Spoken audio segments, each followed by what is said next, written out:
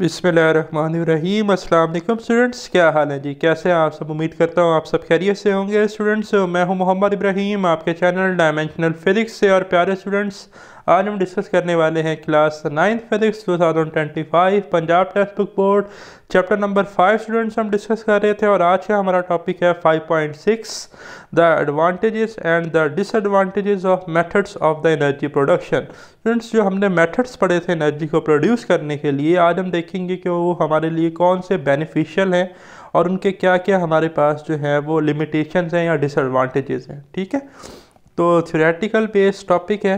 Paper में MCQ short long तीनों आपसे पूछे जा सकते हैं, तो आपने इसको थ्योरी को डिटेल में अंडरस्टैंड करना है। ईच एंड एवरी लाइन को आपने अच्छे से समझना है, पढ़ना है।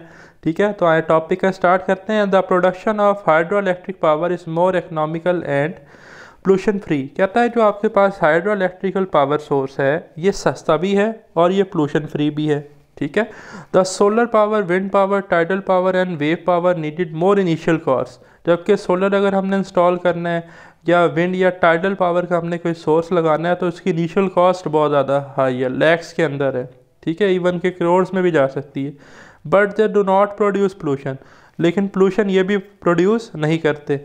And are also economical as well, और इकनॉमिकल भी हैं। ठीक है, जिसके पास है, इसकी इस्तकामत रखता है कि वो सोलर अपने घरों में लगा सकता है तो वो इजीली इंस्टॉल कर ले, तो उसको इसका फ़ायदा ही है। ठीक है, on the other hand power generation by fossil fuel and nuclear fuels add to the pollution of environment. लेकिन अगर दूसरी साइड पे हम देखें, जो पावर प्रोड्यूस हो रही है फॉसिल फ्यूल से, ठीक है जी, या न्यूक्लियर फ्यूल से, तो वो इन्वायरमेंट में बहुत ज़्यादा पोल्यूशन जो है वो प्रोड्यूस कर रही है।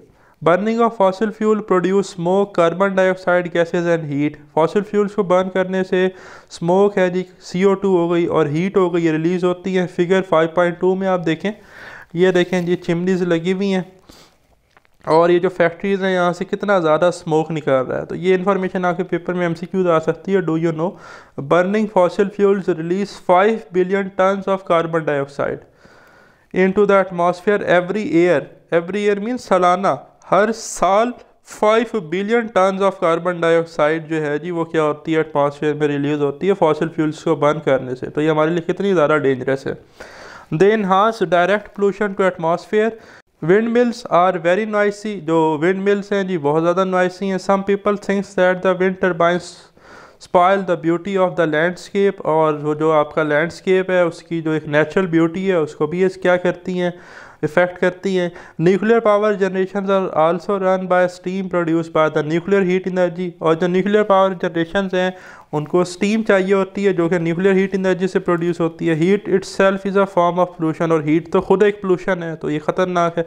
Moreover there is always danger of leakage of radioactive radiation which are harmful to living bodies. और एक ख़तरा ये भी रहता है कि ये जो आपके पास रेडियो एक्टिव रेडिएशंस हैं लाइक अल्फ़ा बीटा गैमा, ठीक है जी, ये भी निकल सकती हैं और ये ह्यूमन बॉडीज़ के लिए बहुत ज़्यादा क्या है जी, डेंजरस हैं।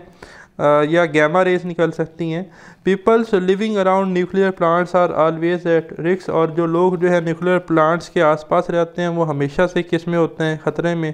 और जो लोग वहाँ वर्क भी कर रहे होते हैं तो आपने देखा होगा वो ग्लासेस वेयर करते हैं, प्रॉपर ड्रेसेस पहनते हैं, सारी प्रिकॉशंस यूज़ करते हैं, तब जाके वो काम करते हैं।